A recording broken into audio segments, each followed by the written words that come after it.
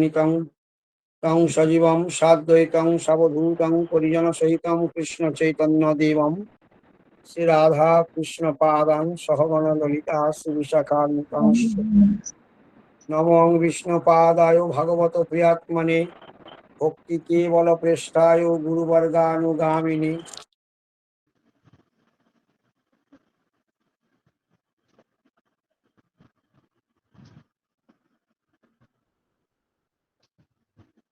কি হচ্ছে দাদা? স্যার মনে হয় মিউট করে দিয়েছে, মিউটের অপশন দেখে দিয়েছে।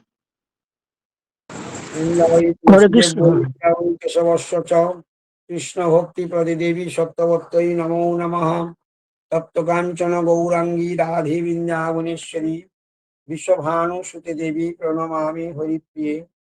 হা কৃষ্ণ করুণা সিন্ধু দীনবন্ধু জগৎপতে গোপেশ গোপিকা কান্ত রাধাকান্ত নমস্তুতে। মূকং করোতি বাচালং পঙ্গুং লঙ্ঘয়তি গিরিম যৎকৃপাতমহং বন্দে পরমানন্দ মাধবম শ্রীগুরু দীনতারণম। নারায়ণং নমস্কৃত্য নরং চৈব নরোত্তমং দেবীং সরস্বতীং ব্যাসং ততো জয়ম উদীরয়েৎ। জয় শ্রীকৃষ্ণ চৈতন্য প্রভু নিত্যানন্দ শ্রী অদ্বৈত গদাধর শিবাসাদি গৌর ভক্তবৃন্দ।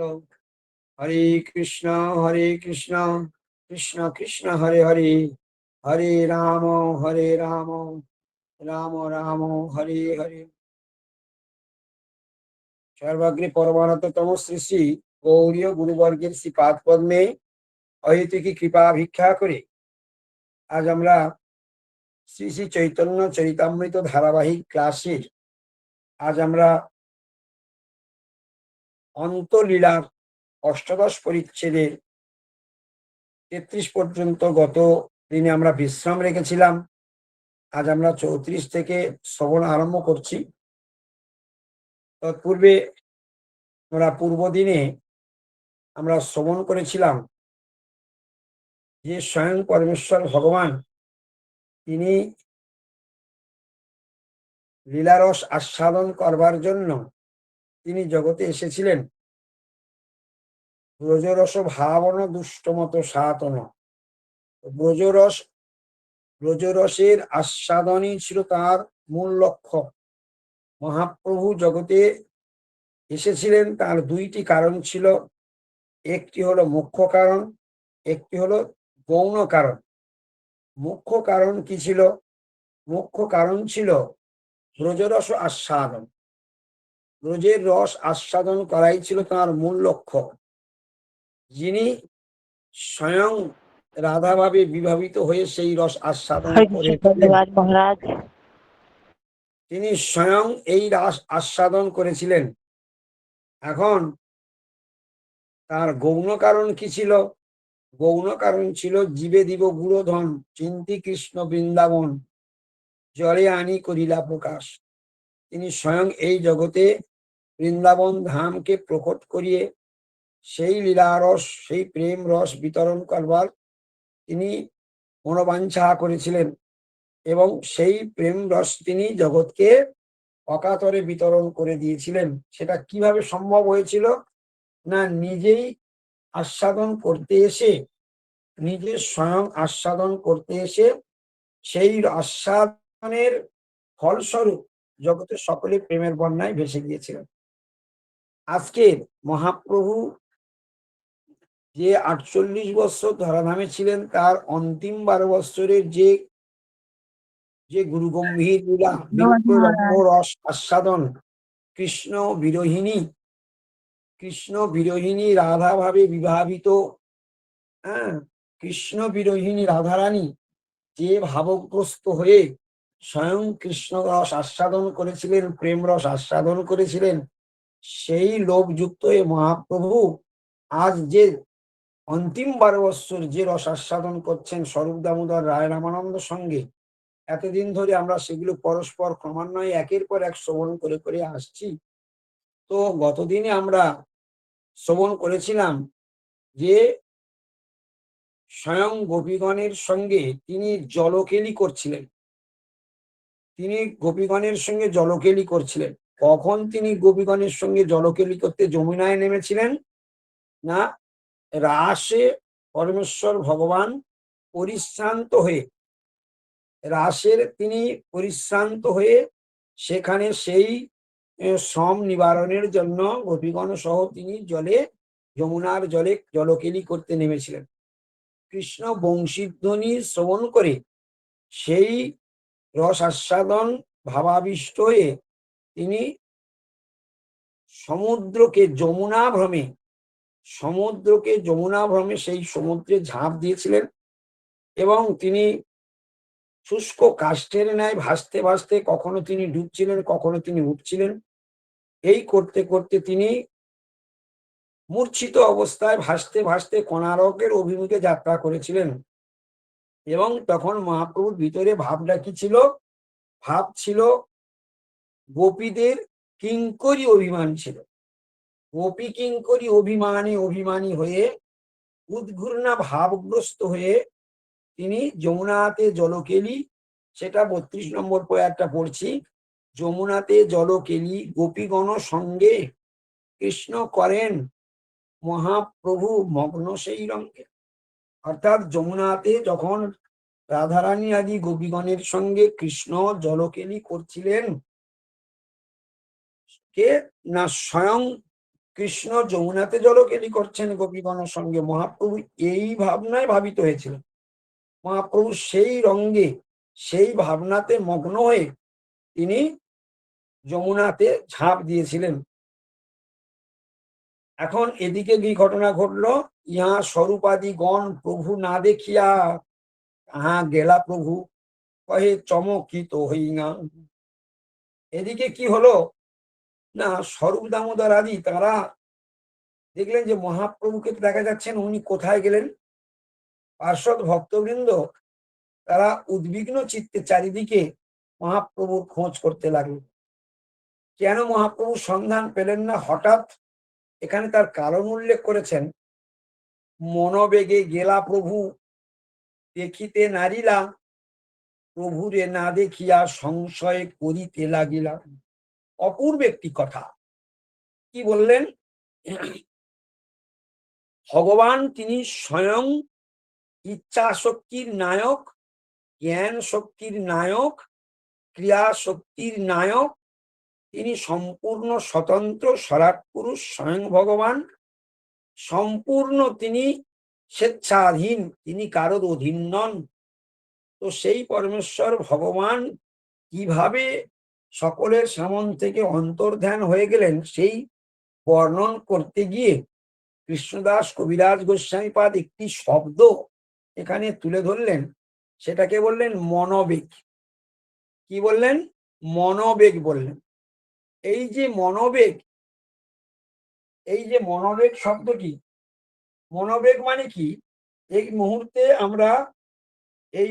আমরা কখনো বৃন্দাবনে থাকতে পারি, এই মুহূর্তে আমরা যেখানে খুশি দিল্লি চলে যেতে পারি, মনের বেগ।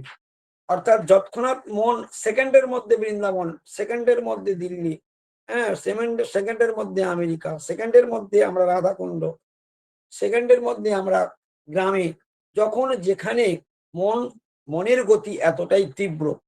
এই জন্য মনোযান বলে একটি শব্দ আছে, মনোযানে পড়ে চলে যাওয়া হয়।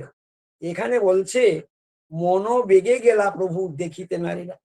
তো মন যেমন সেকেন্ডের মধ্যে কোটি কোটি মাইল চলে যায়, তো তাকে ধরা সম্ভব নয়।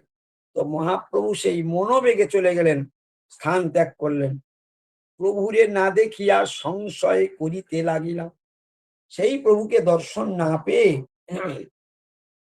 তারা চিন্তিত হয়ে পড়লেন, তারা সংশয় করলেন যে কি হলো, ব্যাপারটা কি, ব্যাপার কি, ঘটনা ঘটল।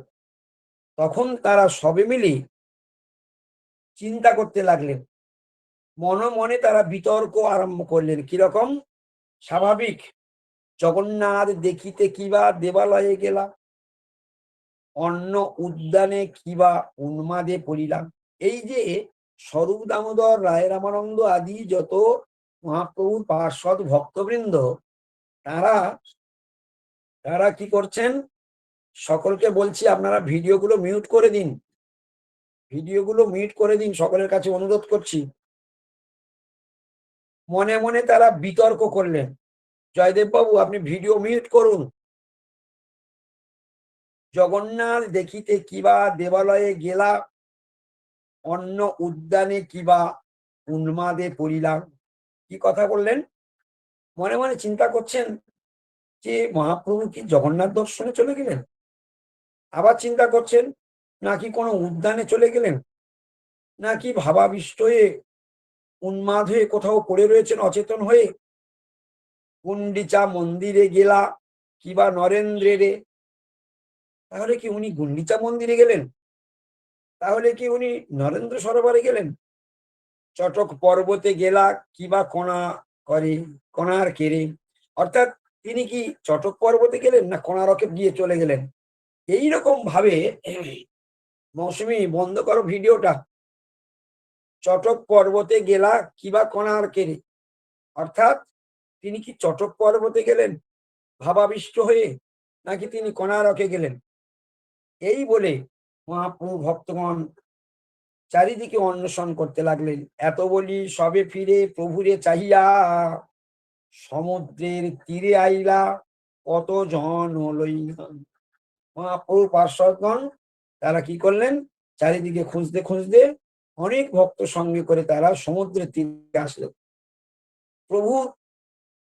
প্রভুকে না পাওয়ার যন্ত্রণায় তারা ছটফট করতে লাগলেন এবং তারা আশঙ্কা করতে লাগলেন যে মহাপ্রভু কি অন্তর্ধান হয়ে চলে গেলেন, তিনি কি আমাদের ছেড়ে চলে গেলেন। এই রকম অন্তর্ধান অনুমান করছেন। চাহিয়ে বেড়াইতে ওইছে রাত্রি শেষ হইল, অন্তর্ধান হইলা প্রভু নিশ্চয়।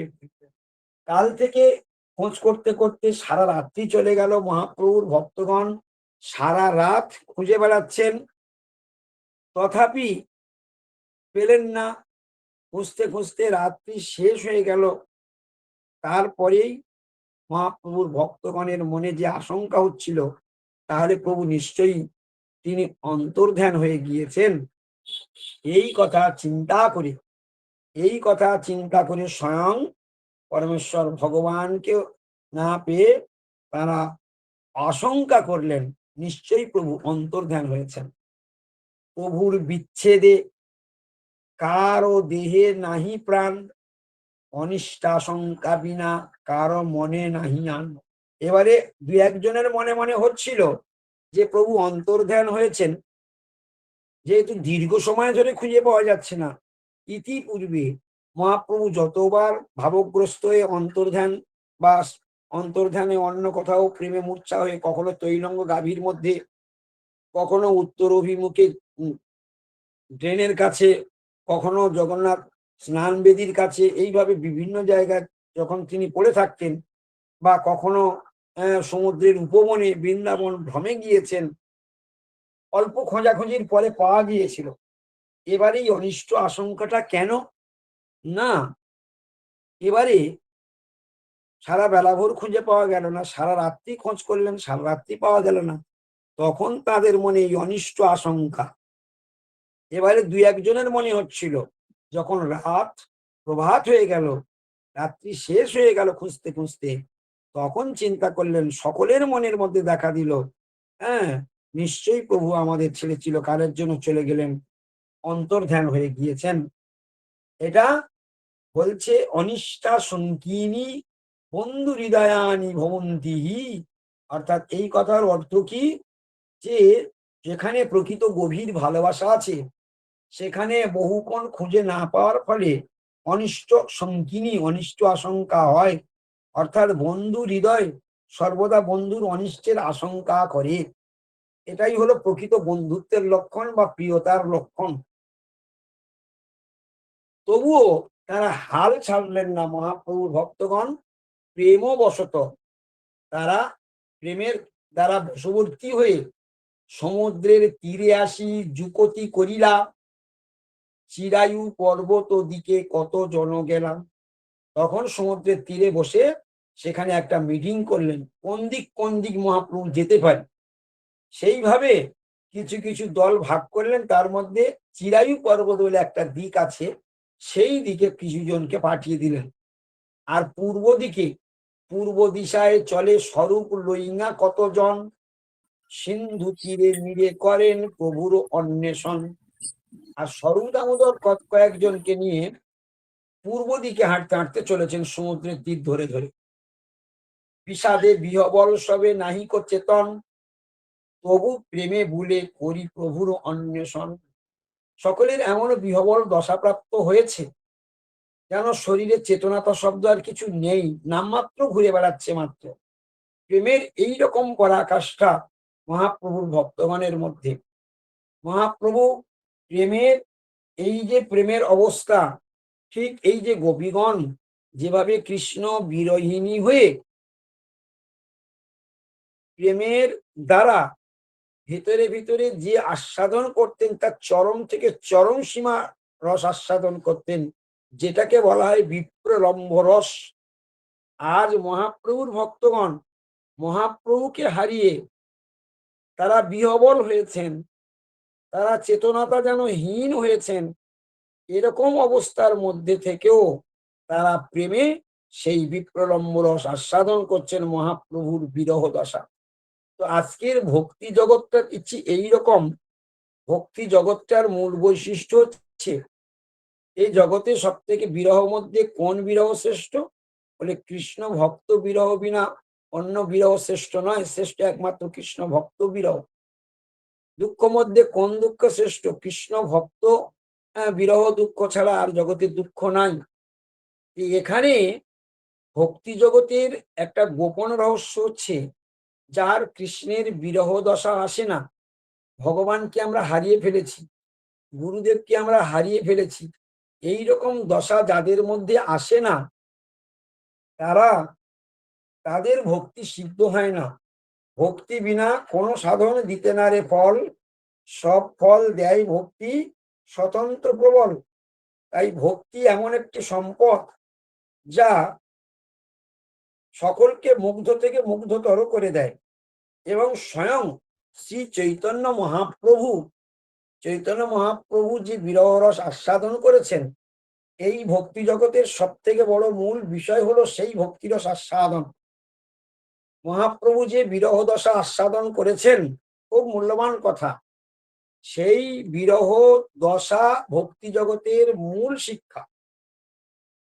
যখন গুরুদেবের বিরহ আমাকে যন্ত্রণা প্রদান করে, যখন ভগবানের বিরহকে যন্ত্রণা প্রদান করে, তখন জানতে হবে যে আমি সঠিক জায়গায় রয়েছি, আমার ভক্তিটা সঠিক পথে অগ্রসর হচ্ছে। যেখানে যেখানে বিরহ নেই, ভক্তির মধ্যে কোনো বিরহ নেই, গুরুদেবের অনেকদিন দর্শন হয়নি, তার জন্য হৃদয়ে কাঁদে না। ভগবানকে আমরা হারিয়ে যেন তব পিছু ধাই, ছাড়িয়া এসব যন্ত্রণা। আজকের আমরা ভগবানকে হারিয়ে ভগবানের পিছনে দৌড় শুরু করেছি। এইটাই হচ্ছে ভজন। হ্যাঁ, হারিয়ে ফেলে খোঁজা। গোপীগণ রাসস্থলীতে কৃষ্ণকে হারিয়ে ফেলে তাকে খুঁজে বেড়াচ্ছেন। এই হলো বিরহ দশার লক্ষণ। এইগুলি হলো প্রকৃত বিরহ দশার লক্ষণ, হারিয়ে যেন পিছু দেয়। আজ আমরা বিরূপ দশাবশত স্বরূপ ধর্ম হারিয়ে আজ বিরূপে আমরা বিরূপের বশবর্তী হয়ে মায়াগ্রস্ত সংসারে অভিনিবিষ্ট হয়ে আমাদের জীবনে কষ্ট, জ্বালা, যন্ত্রণা, দুঃখের অধীন হয়েছি। এই দুঃখের অপনোদন সেই দিনই হবে, যেদিন আমরা গৌড়ীয় গুরু ধারায়, আমনায় ধারায় আমরা আশ্রয় গ্রহণ করে নিষ্কপটে হরিভজন করতে পারবো, এবং এই বিরহ দশার অন্তর্ভুক্ত হয়ে হরিভজন করতে পারবো। হরিভজন আমাদের অনেকেই করছেন, ভাগ্য বলে যারা ভগবানের পথে এসেছেন, ভগবানের চরণে এসেছেন, তারা সত্যিই ভাগ্যবান, এটা বলার কোনো অপেক্ষা রাখে না। ভগবানের চরণে যারা এসেছেন, তারা নিঃসন্দেহে পূর্ব জন্মে তাদের অনেক ভজন বল বা সুকৃতি বল ছিল, তাই তারা এসেছেন। কিন্তু তার মধ্যেও বিরহ দশা প্রাপ্ত হয়ে যারা ভজন করছেন, তারা উত্তম অধিকারী, তারা একদম হায়ার র্যাঙ্কের মধ্যে রয়েছেন। এই বিরহ দশা নিয়ে যাদের ভজন, তারা প্রকৃত ভজনশীল। এইখানে আজকের রাধারানী আদি গোপীগণ কৃষ্ণকে হারিয়ে বনে বনে ঘুরে বেড়াচ্ছেন, হে প্রাণসখা আমাদেরকে দর্শন দাও। আজকের মহাপ্রভুর বিরহ দশা প্রাপ্ত হয়ে স্বরূপ দামোদর রায়, রামানন্দ আদি তারা মহাপ্রভুর বিরহে তাদেরকে খুঁজে বেড়াচ্ছেন। এটাও বিপ্রলম্ব রসের একটা জ্বলন্ত উদাহরণ। এইগুলো হচ্ছে লক্ষণীয় বিষয়। এবারে কি বলছে দেখেন, এক জালিয়া আইসে কান্ধে জাল করি, হাসে কান্দে নাচে গায়ে বলে হরি হরি। হঠাৎ যখন এইভাবে সকলে অন্বেষণ করছেন, হঠাৎ দেখলেন একজন জেলে কান্দে জাল কাঁধে করে নিয়ে আসছে। কখনো হাসছে, কখনো কাঁদছে, কখনো নাচছে, কখনো গাইছে এবং হরি হরি বলে নৃত্য করছে। এই ভাবাবিষ্ট অবস্থা দেখে মহাপ্রভুর পার্শ্বদ ভক্তবৃন্দ তারা সেই জেলেকে জিজ্ঞাসা করলেন, জালিয়ার চেষ্টা দেখি সবার চমৎকার, স্বরূপ গোসাই তারে পুছেন সমাচার। কহ জালিয়া এই দিকে দেখিলা একজন, তোমার এই দশা কেনে কহ তো কারণ। দুটি প্রশ্ন করলে, ওহে জেলে তুমি কি এই দিকে একজনকে যেতে দেখেছো? আর তোমার বা এরকম দশা কেন? তুমি হাসছো, কাঁদছো, নাচছো, গাইছো, তোমার এরকম দশা কেন হয়েছে? কি ব্যাপার? জালিয়া কহে, ইহা এক মনুষ্য না দেখিলু, জাল বাহিতে এক মৃতক মোর জালে আইলুম। হঠাৎ আমি জাল বাইছিলাম, হঠাৎ দেখলাম আমার জালের মধ্যে একটা মৃত শরীর। হ্যাঁ, মনুষ্যের মতো দেখতে, কিন্তু মনুষ্যের সঙ্গে তার কোন রকম মিল নেই। ইহা এক মনুষ্য না দেখিলুম, জাল বাহিতে এক মৃতক, অর্থাৎ একজন মৃত ব্যক্তি বলে ঘোষণা করছে জেলে, মোর জালে আইল। বড় মৎস্য বলি আমি উঠাইলু যতনে, মৃতক দেখিতে মোর ভয় হইল মন। যখন জালটি খুব আমি টানছি, খুব ভারী মনে হচ্ছে, তখন আমার মনে খুব আনন্দ হয়েছিল যে নিশ্চয়ই আজকের ভাগ্য বলে আমি একটা বড় মৎস্য ধরেছি। কিন্তু যখন জালটি টেনে আমি উপরে তুললাম, তখন দেখলাম একটা বৃহৎ শরীর যুক্ত মৃত শরীর, আর তা দেখে আমার মনে ভয় হয়ে গেল। কিন্তু আমার তো জালটা তো দরকার, ওই মৃত শরীরটাকে জাল থেকে তো ছাড়াতে হবে। জাল খসাইতে তার অঙ্গ স্পর্শ হইল, স্পর্শ মাত্রে সেই ভূত হৃদয়ে পশিল। আর যেই সেই মৃত ব্যক্তিকে আমি স্পর্শ করেছি, সঙ্গে সঙ্গে ওই ভূত আমার হৃদয়ে প্রবেশ করলো। হ্যাঁ, সঙ্গে সঙ্গে সেই ভূত আমার হৃদয়ে প্রবেশ করলো। ভয়ে কম্প হইল, মোর নেত্রে বহে জল, গদ গদ বাণী সকল।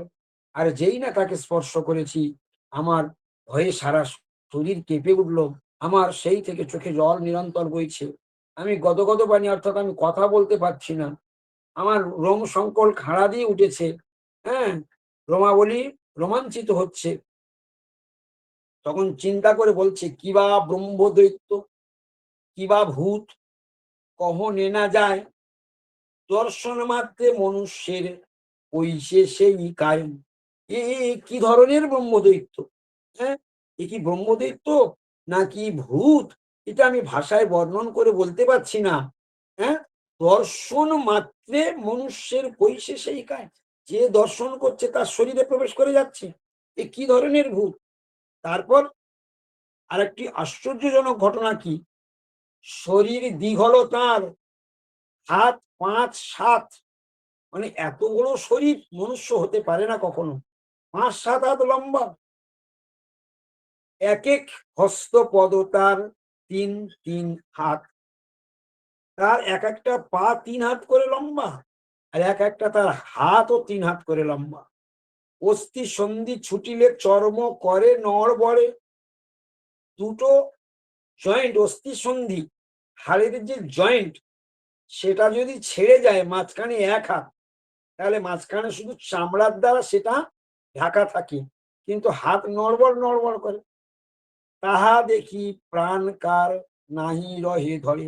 এইরকম দৃশ্য দর্শন করে আমি তো শুধু মানে প্রাণে বেঁচে আছি মাত্র, আমি মানে বিহবল হয়ে আমি কি যে করবো, কি এর মুখ আমি দেখে অবাক হয়ে গিয়েছি।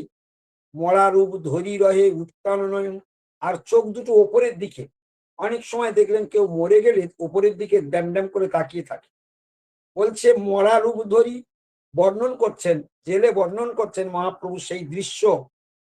মরা রূপ ধরি রহে উত্তান নয়, উত্তান নয় মানে ওপরের দিকে নয়। কবু গো গো করে, কবু রহে অচেতন, কখন একদম নিস্পন্দ হয়ে যায়, কখনো আবার গো গো করে। তখন চিন্তা করছি মৃত যদি হবে তো গো গো কেন কেন, নিশ্চয়ই ভূতের একটা কার্যকলাপ। সাক্ষাৎ দেখেছ মোরে পাইল সেই ভূত, মুই মইলে মোর কইছে জীবে স্ত্রী পুত। হ্যাঁ, সাক্ষাৎ দেখেছো মোরে পাইল সেই ভূত, তোমরা দেখতে পাচ্ছ সেই ভূত আমাকে ধরেছে। আর আমি যদি মরে যাই তাহলে আমার স্ত্রী পুত্র কি, কিভাবে তারা জীবন ধারণ করবে, কিভাবে তারা বেঁচে থাকবে? সেই তো ভূতের কথা কখনো না যায়, ওঝা ঠাঁই যাইছ যদি সে ভূত ছাড়ায়। এখন আমি ওঝার কাছে যাচ্ছি, যদি সেই ওঝা আমার ভূতটাকে ছাড়িয়ে দেয় তাহলে আমি ভালো হয়ে যাব, আমার স্ত্রী পুত্র সংসার কে দেখবে? এইভাবে একা রাত্রে বুলি মৎস্য মারিয়ে নির্জনে, ভূত প্রেত আমার না লাগে নৃসিংহ স্মরণে। আমি প্রত্যেক দিন এই রাত্রে রাত্রে মাছ ধরি নির্জনে, আর নৃসিংহদেবের স্মরণ করে করে ঘুরে বেড়াই। তার জন্য আমার কোনো দিন এই সমস্ত আমার ভূত প্রেত আমাকে স্পর্শ করতে পারে না। এই ভূত নৃসিংহ নামে চাপয়ে দ্বিগুণে, আর যখন আমি ভয়ে নৃসিংহ নাম করি তখন এই ভূত আমাকে ডবল ভাবে, মানে দ্বিগুণ ভাবে আমাকে চেপে ধরে, আরো যেন তার উৎপাদ বেড়ে যায়। যত নৃসিংহ নাম করি আরো আমার সেই দ্বিগুণ ভাবে সেই নৃসিংহের নামে আমার আমার উপর আরো চেপে ধরে এই ভূত। তাহার আকার দেখিতে ভয় লাগে মনে, কোথা না যাই হোক আমি নিষেধি তোমারে, তাহা গেলে সেই ভূত লাগিবে সবারে। আমি তোমাদের নিষেধ করছি তোমরা ওখানে যেও না, তোমরা যদি ওখানে যাও তাহলে ওই ভূত তোমাদেরকে ধরে নেবে, তোমরা খবরদার যেও না, আমি বারণ করছি, আমি নিষেধ করছি, তোমরা যেও না। এত শুনি স্বরূপ গোসাই সব তত্ত্ব জানি, জালিয়ারে কিছু কয় সুমধুর বাণী। এই কথা শ্রবণ করে এতক্ষণ জেলের বৃত্তান্ত, মহাপ্রভুর সেই দিব্য উন্মাদ অবস্থার বর্ণন, মহাপ্রভুর শারীরিক বর্ণন, প্রেমের বিকারগ্রস্ত অবস্থার বর্ণন জেলের মুখ থেকে শুনে স্বরূপ দামোদর গোস্বামী তথা পার্ষদ ভক্তবৃন্দের বুঝতে আর বাকি রইল না। তখন স্বরূপ দামোদর গোস্বামী সেই জেলেকে বলছেন, খুব মিষ্টি বাক্যে বলছেন, তুমি ওঝার কাছে যাচ্ছ, আমি বড় ওঝা জানি ভূত ছাড়াইতে, মন্ত্র পড়ি শ্রীহস্ত দিলা তাহার ও মাথাতে। বলছে আমি আমি বড় ওঝা, আমি তোমার ভূত ছাড়িয়ে দিচ্ছি। 3 চাপড় মারি, ওদিকে কি করলো, হ্যাঁ মন্ত্র পড়ে তার মাথায় হাত রাখলো, 3 চাপড় মারি কয়ে ভূত পলাইল, ভয় না পাইও বলি সুস্থির করিল। একে প্রেম আরে ভয়, দ্বিগুণ অস্থির, ভয় অংশ গেল সে হইল কিছু ধীর। হ্যাঁ, ধীর হয়ে গেল, শান্ত হয়ে গেল।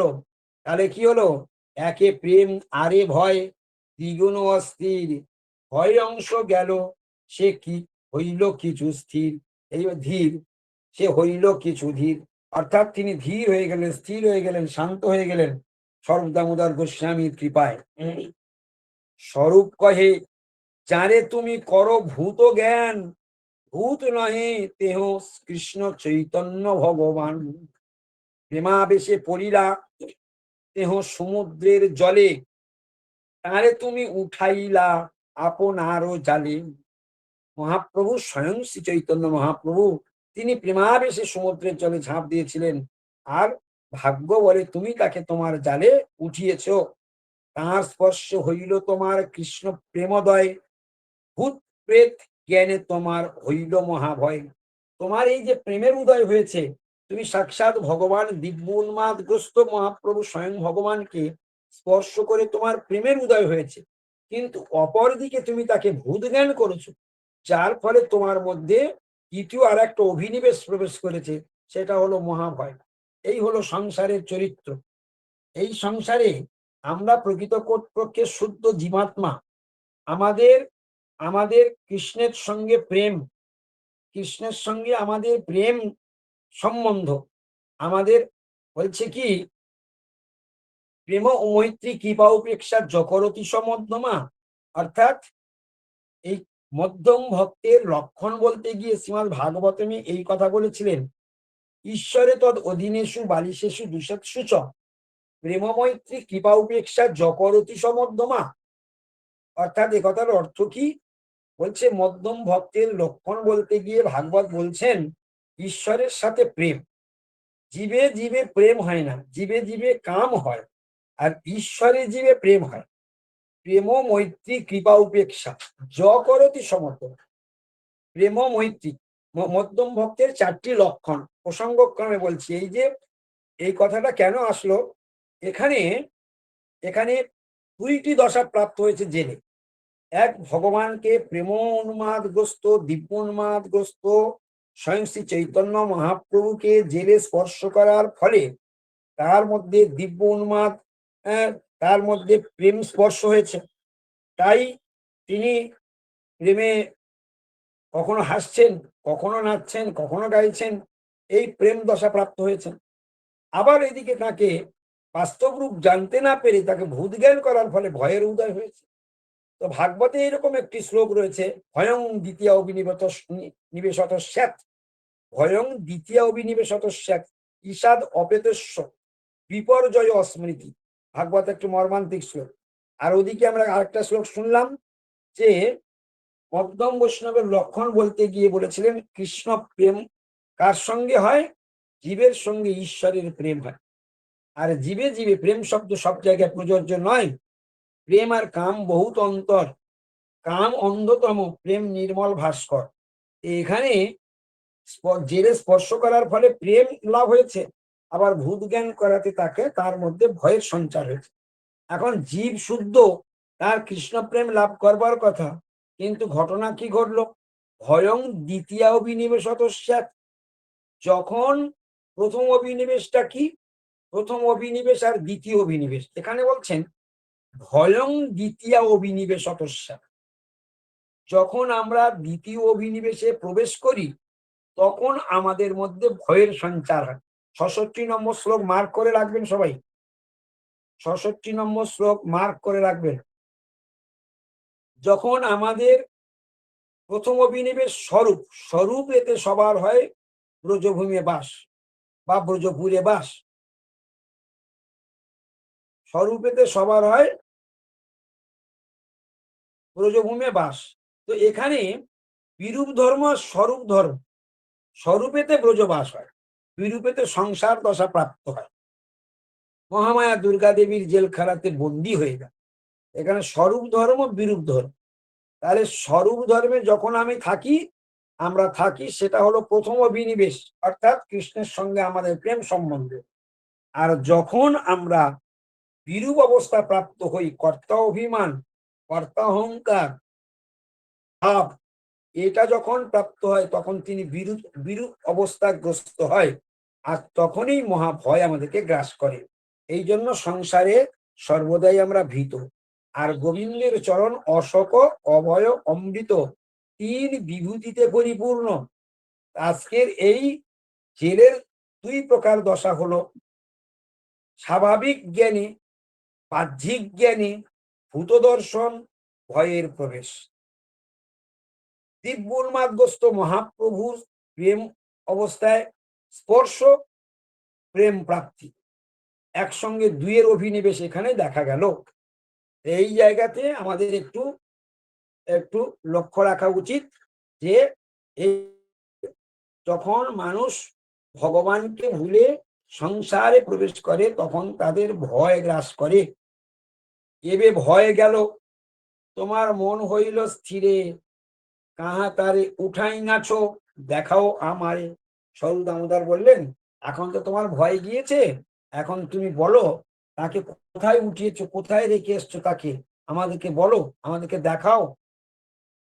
জালিয়া কহে প্রভুরে দেখাইছ বারবার, কেহ নহেন এই অতি বিকৃত আকার। কি কথা বলছেন তিনি? হরে কৃষ্ণ। বলছে এই যে স্থির তরিতের ন্যায় গোপীগণ নবঘনশ্যাম কৃষ্ণকে জলবর্ষণ পূর্বক সেচন করিতে লাগিল। আবার শ্যামরূপ নবঘনও পুনরায় তড়িৎ গণের উপর জল বর্ষণ করিতে লাগিলেন।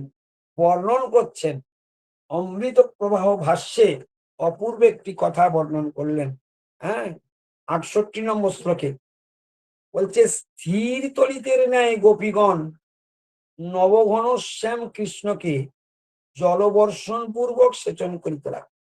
আমরা ইতিপূর্বে শ্রবণ করেছি, গতবারে যেখানে আমরা ছেড়েছিলাম, যে রাসলীলাতে পরিশ্রান্ত কৃষ্ণ এবং গোপীগণ তাদের শ্রম অপনোদন করবার জন্য তারা জলকেলি করতে নেমেছিলেন কোথায়? যমুনাতে। এখন সেই যমুনাতে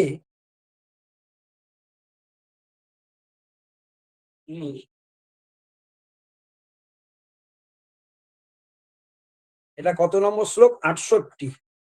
চালিয়া কহে প্রভুরে দেখাইছ বারবার, দেহ নহেন এই অতি বিকৃত আকার। স্বরূপ কহে তার হয় প্রেমের বিকার, অস্থি সন্ধি ছাড়ে হয় অতি দীর্ঘকার। হরে কৃষ্ণ।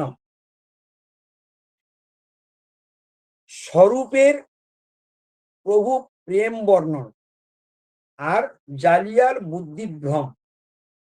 জালিয়া অর্থাৎ জেলের বুদ্ধিভ্রম কি?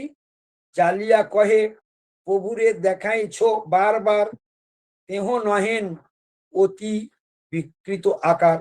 আমি তোমাদেরকে বলেছি তার বর্ণন, সেই অতি বিকৃত আকার। তখন স্বরূপ দামোদর প্রভুর প্রেম বর্ণন করছেন। স্বরূপ কহে তাঁর হয় প্রেমের বিকার, স্বরূপ কহে তাঁর হয় প্রেমের বিকার, অস্থি সন্ধি ছাড়ে হয় অতি দীর্ঘকার।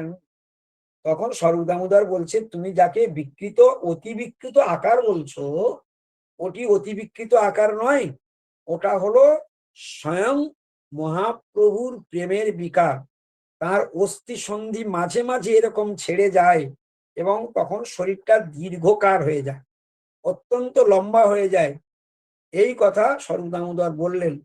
শুনি সেই জালিয়া আনন্দিত হইল, সবা লইঙা গেল মহাপ্রভুরে দেখাইল। ঘুমেতে পড়ি আছে প্রভু, দীর্ঘ সব কায়, জলে শ্বেত তনু বালু লাগিয়াছে গায়ে। কি হলো এখানে? না, সেই জেলে তিনি এই কথা শোনার পর আনন্দিত হলেন এবং সবাইকে সেখানে নিয়ে গিয়ে মহাপ্রভুকে দেখালেন। এবং দেখছেন দীর্ঘকায় বিশাল শরীর যুক্ত হয়ে মহাপ্রভু ভূমিতে শয়ন করে আছেন এবং জলে সারা রাত থাকার ফলে সারা শরীরটা শ্বেত বর্ণ হয়ে গিয়েছে এবং সমস্ত অঙ্গে বালু লেগে রয়েছে। অতি দীর্ঘ শীতল তনু চর্ম নটকায়, দূর পথ উঠাই না ঘরে আনানো না যায়। মহাপ্রভু দ্বিগল শরীর হয়ে রয়েছে, অনেক লম্বা শরীর, আর চর্ম ধরে তো আনা যাচ্ছে না, অস্থি সন্ধি সব ছেড়ে আছে এবং রাস্তাটা অনেক, তাকে কোলে করে উঠিয়ে বারবার মহাপ্রভুকে নিয়ে আসা হয়েছে, কিন্তু আজকে এমন একটা দশাপ্রাপ্ত হয়ে আছে, এখন তাকে কোলে করে আনাও সম্ভব নয়, ঘরে আনাও সম্ভব নয়। আর্দ্র কৌপিন দূর করি শুষ্ক পরাইঙা, বহির্বাসে শোয়াইলা বালুকা ছাড়াইঙা। এদিকে কি করলো? তখন তাড়াতাড়ি করে মহাপ্রভু সেই ভিজা বস্ত্র, বালিযুক্ত বস্ত্রকে, হ্যাঁ, তারা শুষ্ক কৌপিন পরিধান আদি করিয়ে সেই বালিগুলো ঝাড়লেন, ভিজা বস্ত্রকে পরিত্যাগ করিয়ে শুষ্ক বস্ত্র পরালেন। এইভাবে মহাপ্রভুকে সুস্থ করার চেষ্টা করছেন। সবে মেলি উচ্চ করি করেন সংকীর্তনে, উচ্চ করি কৃষ্ণ নাম কহেন প্রভুর কানে। উচ্চ সংকীর্তন করছেন এবং মহাপ্রভুর কর্ণেও উচ্চ সংকীর্তন করছেন। কতক্ষণে প্রভুর কানে শব্দ পরশিল, হুঙ্কার করিয়া প্রভু তবহি উঠিল। এটাই আমরা বারবার দেখছি, মহাপ্রভু সংকীর্তনের ধ্বনি যদি কানে প্রবেশ করে, তাহলে সেই প্রেমের যে গভীর অতল তলে তিনি তলিয়ে যান, যেখানে তিনি গভীরভাবে মনের মধ্যে সেই মনরূপ বৃন্দাবনের সেই লীলারস আস্বাদন করে। ওই জন্য মহাপ্রভু এই জন্যই বলেছিলেন, হ্যাঁ, আনের হৃদয় মন, মোর মন বৃন্দাবন, মনে বনি এক করি জানি, তাতে তোমার পদদয় করাও যদি উদয়, জীবন সার্থক করি মানি। মহাপ্রভু বলেছেন মন আর বন, আমার মন যা বৃন্দাবন তাই, মোর মন বৃন্দাবন। তাহলে মহাপ্রভু মনরূপ বৃন্দাবনে সেই ব্রজরস সর্বদাই আস্বাদন করেন। আস্বাদনের চরম সীমা হলে তিনি অত্যন্ত ভাবে, মানে অত্যন্ত গভীরতার সঙ্গে তিনি প্রেম রাজ্যের এমন অতল তরে তলিয়ে যান, অন্তর্দশার গভীরে ডুবে যান, যে তখন তিনি মানে অত্যদ্ভুত প্রেম বিকারগ্রস্ত হয়ে যান, এবং সেই দশাগুলো প্রাপ্ত হচ্ছেন, এবং আমরা বারবার সেটা দেখে আসছি।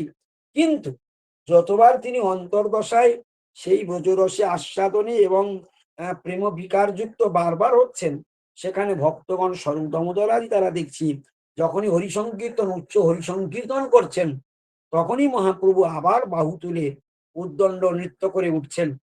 আর এখান থেকে সংকীর্তনের শক্তি, সংকীর্তনের যে প্রবল ক্ষমতা, নিজ সর্বশক্তি স্তত্তার পিতা, সেই এছাড়া দ্বিতীয় কোনো উপায় নেই ওই প্রেমের বিকারকে ভঙ্গ করবার, অন্তর্দশা থেকে বহির্দশায় আনবার কোনো উপায় নেই, একমাত্র হরিনাম সংকীর্তন করা ছাড়া। উঠিতেই অস্থি সব লাগিল নিজ স্থানে, যেই না উঠে দাঁড়ানোর সঙ্গে সঙ্গে অস্থিগুলো যেমন ছিল সঙ্গে সঙ্গে সব লেগে গেল। অর্ধবাহ্যে ইতি উতি করেন দর্শনে, এই যে অর্ধবাহ্য, হ্যাঁ, অর্ধবাহ্য অর্থাৎ ইতিপূর্বে আমরা শুনেছি কখনো তিনি বাহ্য, কখনো তিনি অর্ধবাহ্য, কখনো তিনি অন্তর্দশা প্রাপ্ত হন, বিভিন্ন কখনো দশদশা প্রাপ্ত হন, কখনো ভাব সাবল্য, কখনো ভাবোদয়, এইভাবে কখনো বিভিন্ন রকমের ভাবগ্রস্ত হন, কখনো কোন দশা। এখানে এই হরি সংকীর্তন করে উচ্চ স্বরে বাহু তুলে যখন তিনি হুঙ্কার করে উঠলেন, সেখানে কি অবস্থা বলছেন, এই সময় তার অর্ধবাহ্য দশা লাভ হলো, এবং মহাপ্রভু এদিক ওদিক করে সকলকে দর্শন করতে লাগলেন। তিন দশায় মহাপ্রভু রহেন সর্বকাল, এই দেখুন যে কথাটা বলছিলাম, তিন দশায় মহাপ্রভু রহেন সর্বকাল, অন্তর্দশা, বাহ্য দশা, অর্ধবাহ্য দশা। আর এই তিনটা শব্দ, অন্তর্দশা, বাহ্য দশা, অর্ধবাহ্য দশা, এই তিন দশাতে তিন রকম ভাবের প্রকাশ, তিন রকম ভাবের অভিব্যক্তি, এবং তিন রকম ভাবের রস আস্বাদন। আর এই রস আস্বাদন অনুসারে স্বরূপ দামোদর এবং রায় রামানন্দ আদি তারা শ্লোক পাঠ করতেন।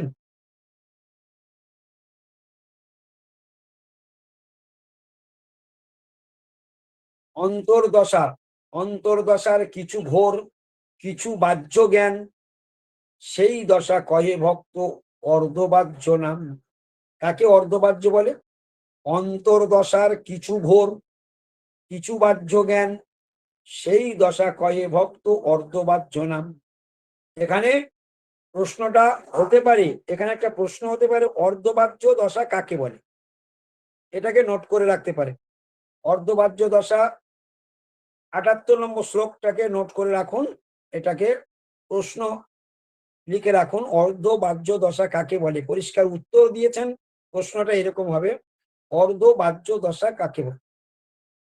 অন্তর্দশার কিছু ঘোর থাকবে, অন্তর্দশার অন্তরে গভীর থেকে গভীরতম প্রদেশে থাকেন অন্তর্দশাতে, কিন্তু এই অর্ধবাহ্য দশাতে কি হয়, অন্তর্দশার কিছু ঘোর এবং বাহ্য জ্ঞান, কিছু বাহ্য জ্ঞান, কিছু অন্তর্দশা, এই দুইয়ের সংমিশ্রণে যে দশা হয়, সেই দশার নাম হলো অর্ধবাহ্য দশা। অর্ধবাহ্যে কহেন প্রভু প্রলাপ বচনে, আকাশে কহেন প্রভু শুনেন ভক্তগণে। কালিন্দী দেখিয়া আমি গেলাম বৃন্দাবন, দেখি জলক্রীড়া করেন ব্রজেন্দ্র নন্দন। রাধিকাদি গোপীগণ সঙ্গে একত্র মেলি, যমুনার জলে মহারঙ্গে করেন কেলি।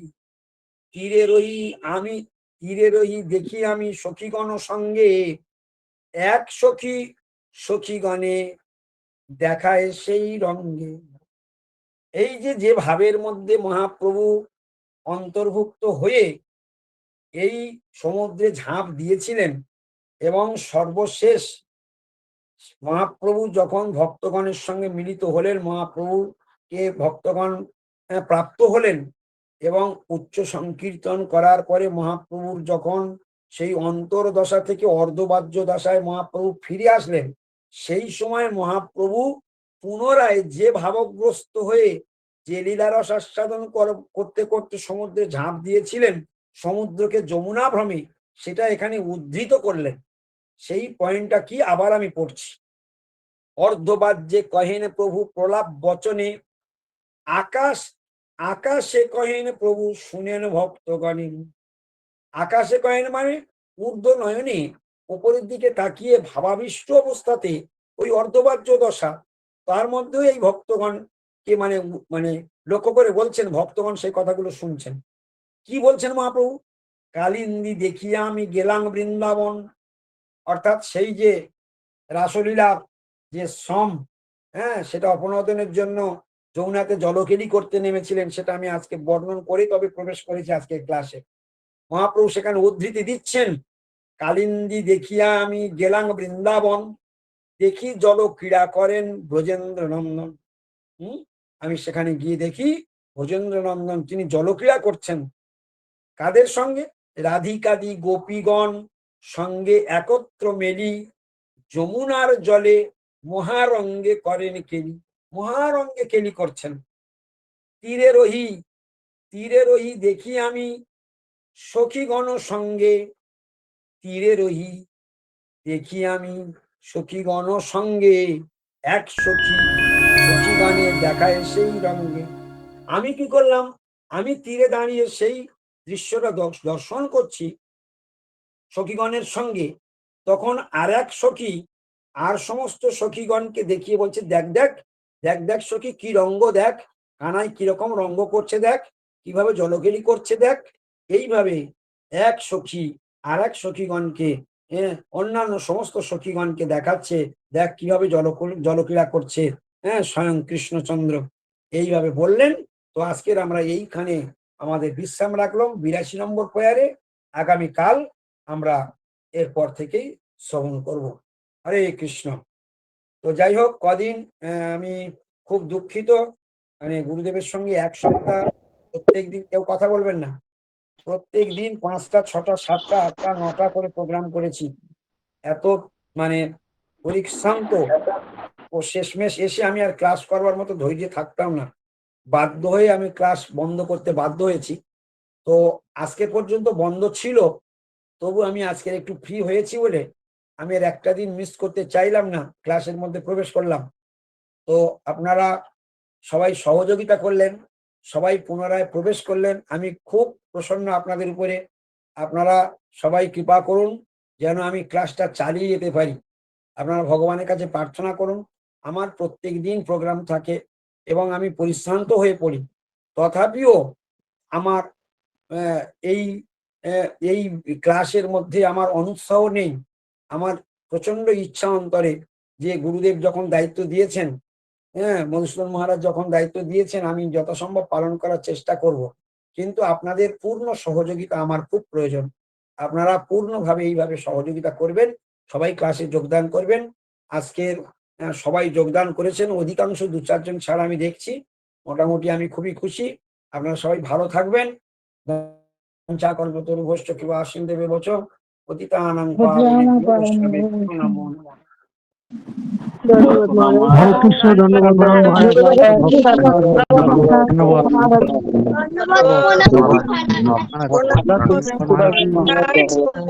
হরে কৃষ্ণ, ধন্যবাদ মহারাজ। হরে কৃষ্ণ মহারাজ প্রণাম। হরে কৃষ্ণ, ধন্যবাদ মহারাজ। হরে কৃষ্ণ, ধন্যবাদ। সমস্ত ভক্তবৃন্দের চরণে অনন্ত কোটি প্রণাম।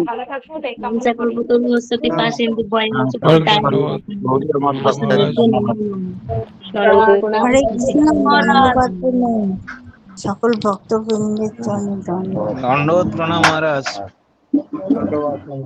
প্রণাম মহারাজ। ধন্যবাদ প্রণাম মহারাজ। ভালো হরে থাকবেন। কৃষ্ণ হরে মহারাজ, কৃষ্ণ। ধন্যবাদ প্রণাম। সকল ভক্তবৃন্দের চরণে ধন্যবাদ প্রণাম জানাই।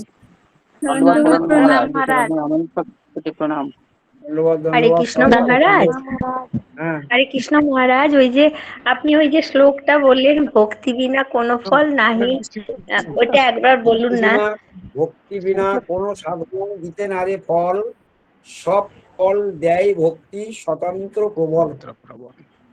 আচ্ছা, ভক্তি বিনা কোনো ফল, কোনো সাধন কোনো সাধন বিনা দিতে না রে ফল, ভক্তি বিনা কোনো দিতে না সাধন রে, দিতে না রে হ্যাঁ, ফল, সব ফল দেয় ভক্তি স্বতন্ত্র প্রবল।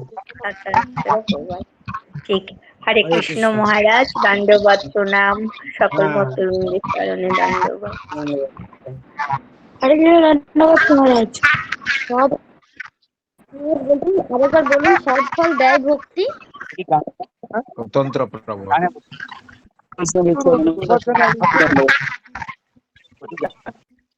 হরে কৃষ্ণ, দণ্ডবত প্রণাম মহারাজ।